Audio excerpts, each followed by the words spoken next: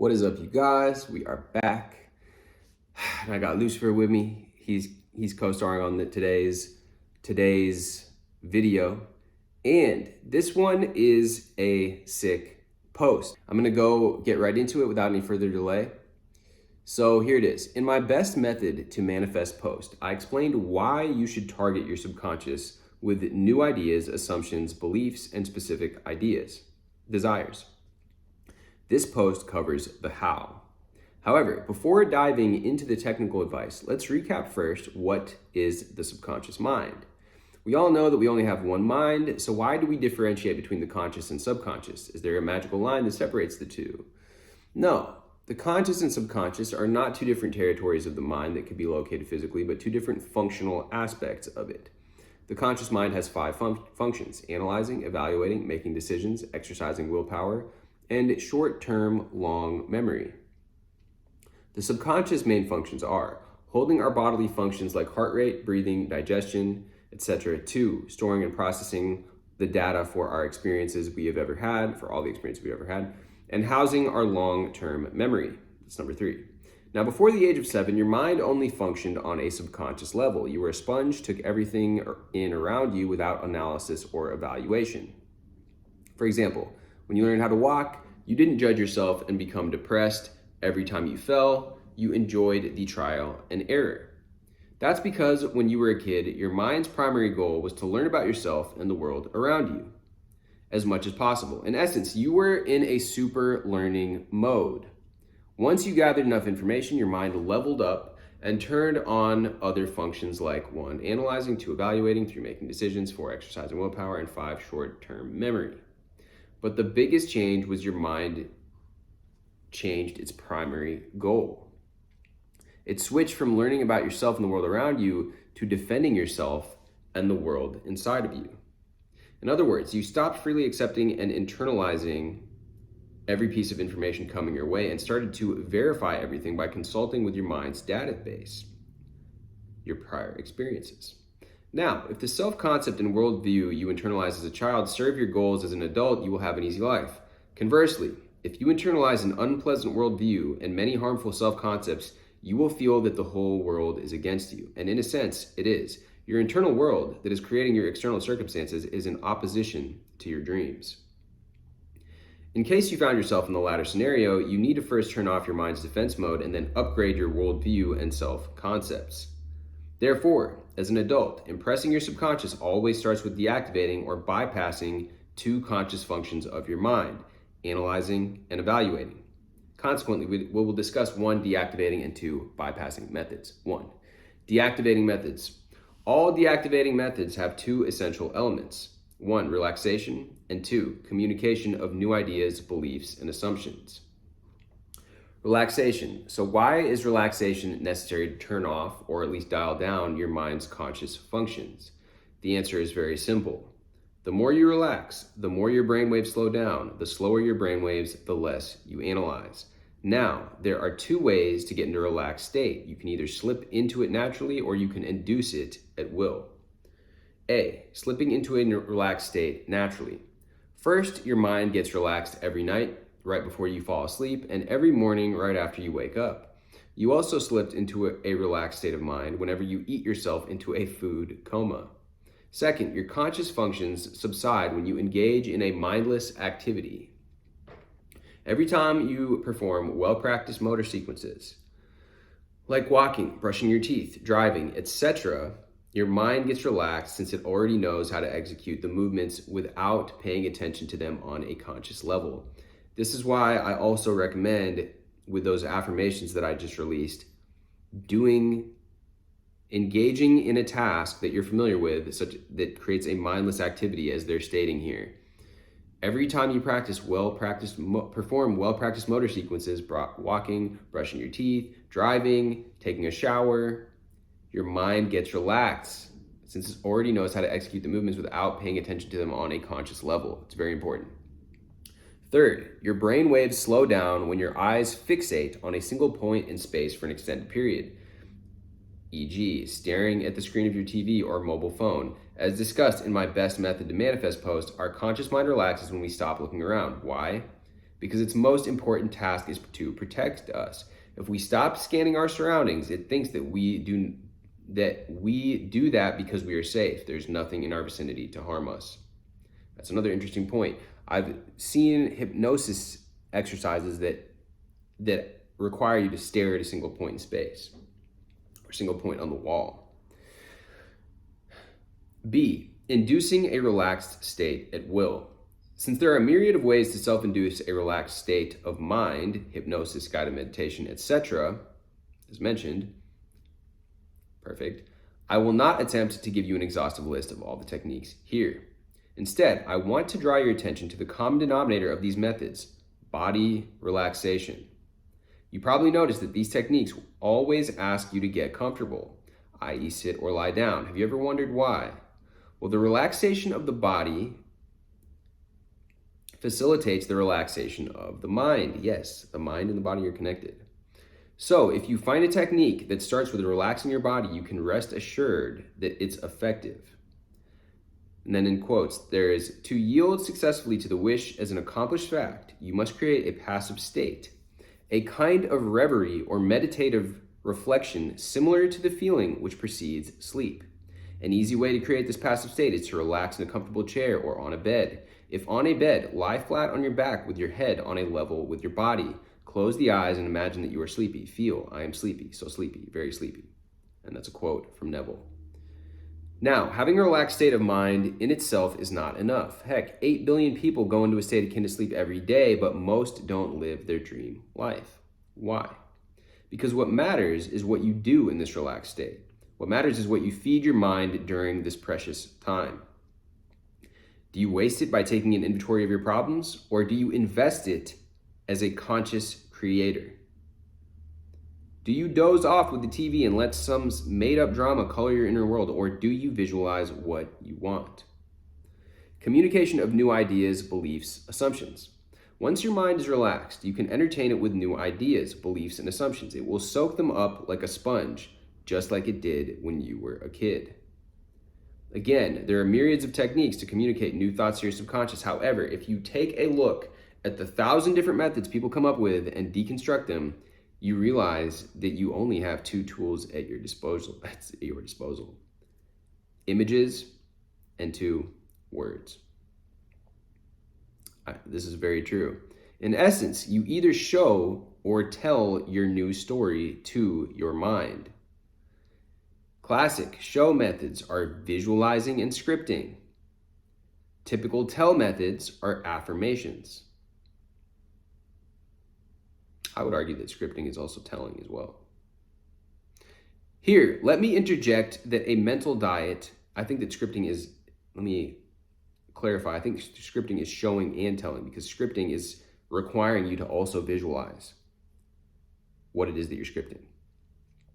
Here, let me interject that a mental diet in substance is a string of affirmations. That's exactly what it is. Each of these methods has its preferred use. For example, visualization is an excellent way to impress a specific desire, something that could be reduced to a single thing or event, like a car, job, vacation, wedding, etc., into your subconscious. However, it could be challenging to apply when it comes to general or abstract ideas like, I always have more than enough money, or I'm always at the right place at the right time, especially when you want to change more than one belief/assumption. Affirmations are more versatile. You can use them for changing general beliefs or impressing specific desires. There are also several ways you can implement affirmations into your manifestation routine. You can repeat them in your mind. You can record them and listen to them. That's what I've been doing. That's why I'm excited about my affirmations. You can write them down and read them, or you can keep writing them down over and over again. So which method should you use? The one that you can consistently stick to on a daily basis. That's always the best method. And again, guys, that's why I firmly believe in the power of these affirmation recordings that I've been doing, the affirmation tracks, especially that are 8 hours long. You can just leave them on in the background while you're completing your daily tasks, while you're taking a shower, while you're cooking, while you're doing whatever it is that you normally do. Anyways. Also, use your common sense. For example, if you want to change 50 beliefs at once, don't start writing down 50 different new beliefs every day. Trust me, you will not be able to do that daily. 2, bypassing methods. There are certain inputs that your mind handles immediately on a subconscious level. The bypassing methods take advantage of such inputs. A, creating memories. Your mind records everything that happens to you and then files these recordings away on a subconscious level as memories. Now, your memories also serve as evidence corroborating your subconscious beliefs. For example, let's say that you believe that you are a popular person. As a consequence, you are creating a lot of external circumstances where you feel popular.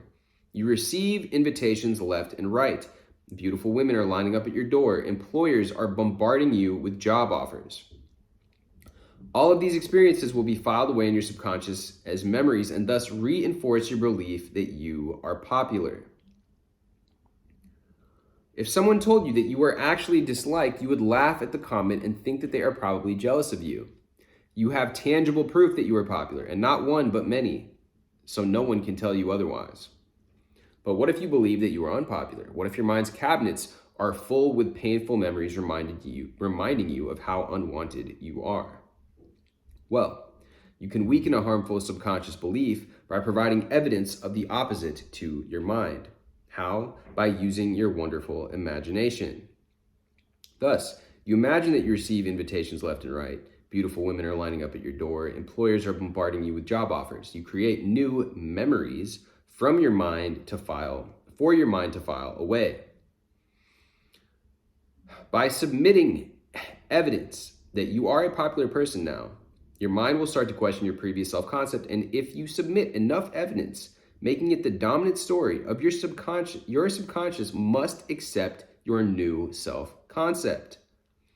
Fortunately, your mind doesn't care if the memory you submit for filing is real or simply fabricated by your imagination. It accepts both types. And not only can you create new memories that are in line with your preferred self-concept, you can also alter your old painful ones. Neville's famous revision method. When you revise a memory to your liking, you are essentially destroying evidence of your undesirable beliefs. B, generating emotions. Emotions go under the radar of your conscious mind because it cannot categorize them as true or false. If you feel happy, you are happy. If you feel anxious, you are anxious. End of story. Your conscious mind is simply not in the position to question the realness of your emotions. Thus, emotions are a tool of persuasion that you can use to convince your subconscious of the realism of your imaginal act. So, what if you struggle with generating positive emotions at will? No worries. Fortunately, emotions are not necessary to manifest what you want. They could be helpful, but they are not necessary.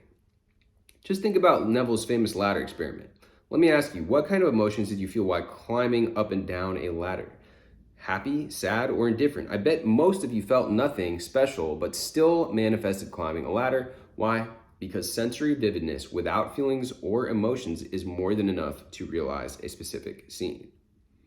Now, if you still want to tap into the power of your emotions, here's what you need to keep in mind. Emotions never show up randomly. They always follow your words and pictures you feed your mind with, even if the words and pictures are not true or real. For example, the movie Titanic makes people bawl their eyes out. Everyone knows that Leonardo DiCaprio is not drowning in real life. Kate Winslet is not losing the love of her life. And no one on the ship actually dies. Yet, we let ourselves be moved by the actors' performances and cry a river or two. Why? Because the right combination of words and pictures has immense power to elicit emotional states. The film industry capitalizes on this knowledge big time. As you can see, emotions are nothing more than unconscious reactions to specific stimulus. Therefore, to generate positive emotions, you need to present your mind with words and pictures your body responds to positively. In other words, you don't force emotions to uprise within you, you invite them with your words and pictures to show up. It is also important to note that any emotion's intensity will naturally fade if the stimulus is always the same. Many of you experience this phenomenon. At first, you felt happy and excited when you visualized your chosen scene or repeated your affirmations. Then, after a couple weeks or days, a neutral and different feeling replaced your joy. That's okay. This change means that having your desire starts to feel natural to you, and that's exactly what you need to manifest what you want. As Neville points out in The Power of Awareness, the time it takes your assumption to become fact, your desire to be filled, is directly proportionate to the naturalness of your feeling of already being what you want to be, of already having what you desire. The fact that it does not feel natural to you to be what you imagine yourself to be is the secret of your failure. Just think about all the milestones you've already achieved, all the things you already have in your life. Do you feel crazy excited about them? Or does it feel normal to have something to eat, drive your own car, have an iPhone? The key takeaway is starting to feel neutral about your visualization scene or affirmations starting to feel neutral about your visualization scene or affirmations is not the cue to stop doing them or change them. On the contrary, those feelings indicate that you are doing it correctly and your manifestation is getting closer. C, asking questions. Did you know that your mind can't ignore a question? It is your own built-in Google. Even if it doesn't have the correct answer, it will search for one in its database, aka sift through all the information that you are storing on a subconscious level. In other words, your mind immediately processes every question you throw at it. When you ask the right questions, you can use your mind's automatic search function to your advantage. How? By packaging your new ideas, beliefs, and assumptions into questions that cannot be answered with a simple yes or no. For example, you can ask yourself, why are my sales skyrocketing? Why is mathematics so easy for me? When you phrase such open-ended questions, your mind needs to access all the information you have on file about yourself and the world around you to be able to come up with the best answer. And since your mind stores most of its data on a subconscious level, your question as is must be relayed to your subconscious for processing. Now, you probably noticed that our example questions all contained a presupposition, aka an implicit assumption. Let's unpack them. Why are my sales skyrocketing? Implicit assumption, my sales are skyrocketing. Why is mathematics so easy for me? Implicit assumption, mathematics is easy for me. By the way, most of you are already using this technique when you ask yourself, why can't I fill in the blank? As I mentioned above, your mind can only process these types of questions on a subconscious level. This means that the assumptions you embedded into them, that my sales are skyrocketing or that mathematics is easy for me, also make it into your subconscious without your conscious mind interference. Yes, absolutely. I love the way that this is written. And no, you don't need to consciously answer your questions. You just need to ask them. If you want to read more about this technique, I recommend picking up the book of affirmations, written by Noah St. John. Now, let's end this guide with 3 pieces of practical advice. 1, never waste those times when your mind is naturally relaxed and thus impressionable. Always invest in them. 2, learn at least one relaxation method. Here is my favorite one, and there's a link to a relaxation method. I think I will go over that one for the next video. 3, stop asking questions that imply you don't have what you want. Boom. This is a phenomenal post, guys. Do not overlook what's being said here. The top comment says, this is one of the best things that I've read here, specifically about feelings. I am someone who is not imaginative and don't react to things easily, so this helps me a lot. A few of my manifestations happened right after I just simply thought of it while staring into nothingness or while I was daydreaming, so this explains a lot. Yeah. Another thing I want to point out is that this last part here where she talks about why are my sales skyrocketing? Why am I so good at this? Why am I so great at posting videos? Why am I such an amazing content creator? Why am I coming up with so many different great ideas? Why are the affirmations that I'm choosing for myself working so well? When you have these types of presupposition, it's another way to get past the gatekeeper of the subconscious mind, as she said. And that is why I'm also going to be doing what I'm referring to as affirmations. That's what I've heard them being referred to as, and what makes sense to me, because you are asking a question about that is presupposes, why are you so good at what you do? Why are you so, and then fill in the blank, presupposing.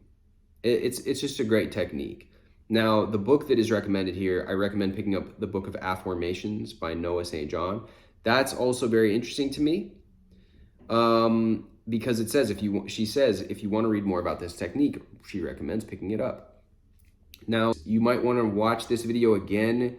There's a lot that she breaks down in here. The next video, like I said, I'm going to go into the particular relaxation technique that she uses. Anyways, guys, thank you for watching. Drop me a comment. Did you guys find this helpful? As I certainly did. What did you guys take away from this? What are the key takeaways for you from this breakdown? Let me know in the comments below. Hit me with a like, hit me with a subscribe, and I will see you guys in the next video.